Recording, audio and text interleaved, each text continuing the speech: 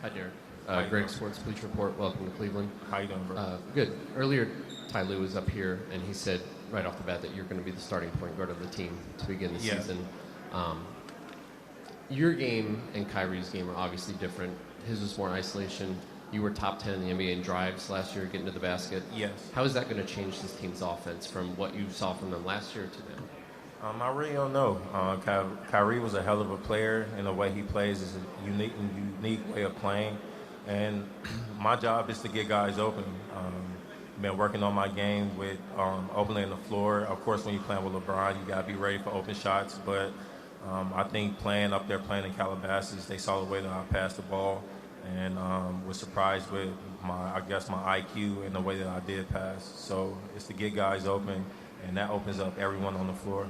What'd you learn in your first week with your new teammates at that camp? I think just the intensity you have to play with. I'm back in a winning environment. Every day you have to bring it, and that's something that I'm used to. These last 2 years I haven't been in the playoffs, but that's cool. But just being in a winning environment and just bringing that intensity not only to the games but to practice every day.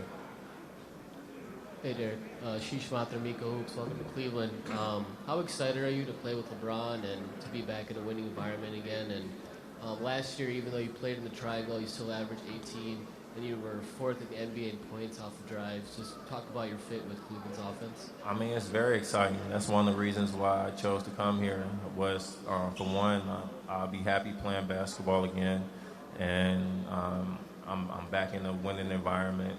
And the franchise and everybody that's here, everybody has one common goal, and that's to win a championship. And that's something that I've been wanting my entire career, was the opportunity to play for a championship. So I have a huge opportunity in front of me, and I'm not shying away from it. Ashley Bastock, Metro Networks. We've heard multiple references this offseason that people feeling like your season last year was overlooked with your personal accomplishments. Do you feel that way, and if yes, how do you think that that's going to fuel you this year? I mean, that's every year with me. I don't know why. That's every year. That's not my job to really get into it. I take bits and pieces of material that I do. I think fuel me into the off season that I work on. But my job is not to listen to what everybody says. Like, I'm the player. I know how good I am, and I'm 28. Like, people act like I'm 38 years old. Like, I'm 28, man. But my job, like I said, is not to brag or boast about it. It's to let them see me on the court, and they judge and make their opinions after that. Derrick over here. Hi, Steve Ashburner, What's up, Steve? NBA.com. Hi. You've been at the heights that this game can offer in terms of a most valuable player, trying to win a championship in your hometown, having all that extra motivation. Now you're rather below the radar for a lot of people. Yes. How has it changed things for you in terms of where you find your drive, things like that? I mean, you're not playing for 20,000 people in the United Center or the city of Chicago like you used to. I think it's the love of the game. Like, my love of the game didn't change, and I know how hard I work. Like, I really worked my butt off this summer just preparing for whatever the decision I made, and I think I made the right decision. But that drive, my passion for the game, and how much I dedicated my whole life to this, even though I don't document it or I don't put it out there for people to see. Like, in the off season, I didn't take any vacays this summer, and I put everything into my craft. So hopefully you'll be able to see it whenever I do step on the floor. But my passion and my dedication and what I sacrifice for this game, it's everything. Like, this is my life. What sort of lessons do you feel that these last 5 or 6 years have brought for you? And what do you think a young player coming into the league can learn from the ride you've had? I think these last couple of years taught me to be mindful. Just be mindful of everything. What people, just be mindful, because you get caught up into what everybody says and all this and that, but it's what you believe in, and I've always been a big believer in the hard work pays off, and I'm a believer in myself.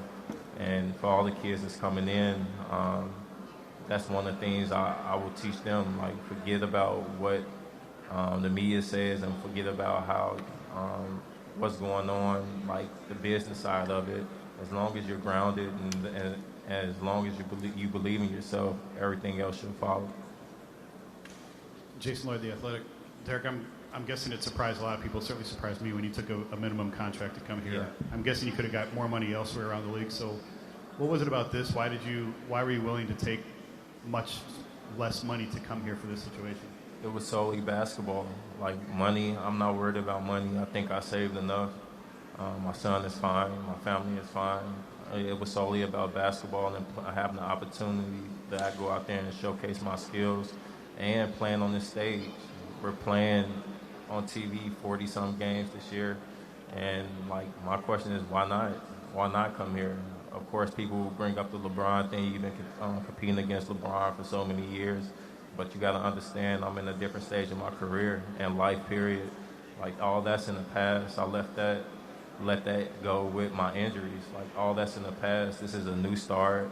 This is a new me. And hopefully people get that.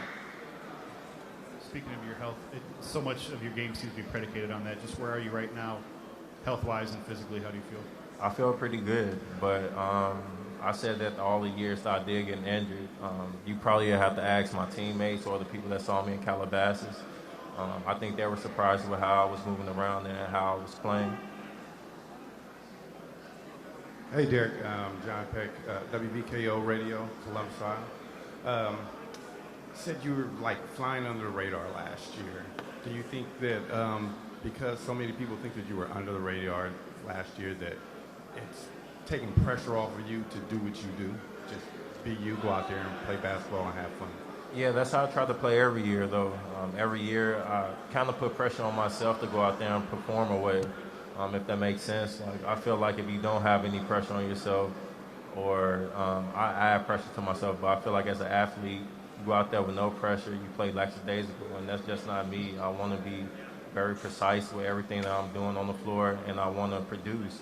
And with coming to a team like this, of course, it's going to be kind of easy to go out there and play my game, but my job is to go out there, push guys, and it's vice versa. I want them to push me. And if anything, I will learn way more than them because they've been to the finals. They've been together for numerous years, so my job is just to come in and fit in. Okay. Hello. Also, like you said, you're 28 years old. Yeah. People are playing you like you're 38 years old. Now, you're a young guy, but you've played a lot of games, and you become older and you're wiser. Yes. How are you transitioning into more of a mentor role? That's always. I mean, the last couple of years, even the years that I had my late years in Chicago, I was doing the same thing. I always been a guy, like I said, I don't boast or brag or talk about what I do with my teammates, but I show love with all my teammates, no matter who they are.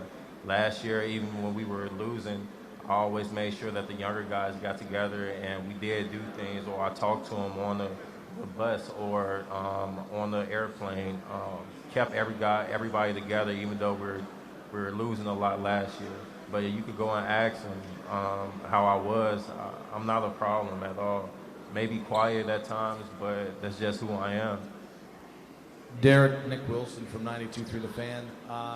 You've had such an interesting journey the past few years, from being the guy in Chicago and New York, now coming to this situation. You've also going from a team that maybe didn't have as much talent to now maybe a team overburdened with talent. Yes. How do you see yourself having to adapt in maybe a new role in a new franchise? You know, I talked about this with Ty Lue, and right when I talked to him, he told me he would want me to play my game. And playing my game opens up everyone on the floor when I play aggressive and attack the rim. And I think that's pretty much it. You know, I think I'm a good passer, a great passer, but that get overlooked with, I don't know why, but I think I'm a great passer and my IQ of the game is high, but it's a lot of things that happened last year that overshadowed my play. Marla Ridenauer, Akron Beacon Journal. LeBron seems to be like your biggest cheerleader, or have a lot invested in kind of your season. Yes. How has that made you feel? I mean, are you kind of... It's an honor.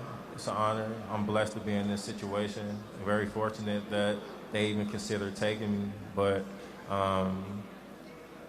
with this opportunity, I'm gonna take it and run with it. You know, I think I've been preparing myself for this opportunity for a long time, and I'm not selfish at all. But when the opportunity, when the moment is right, like we plan a couple of more weeks, you'll be able to see that.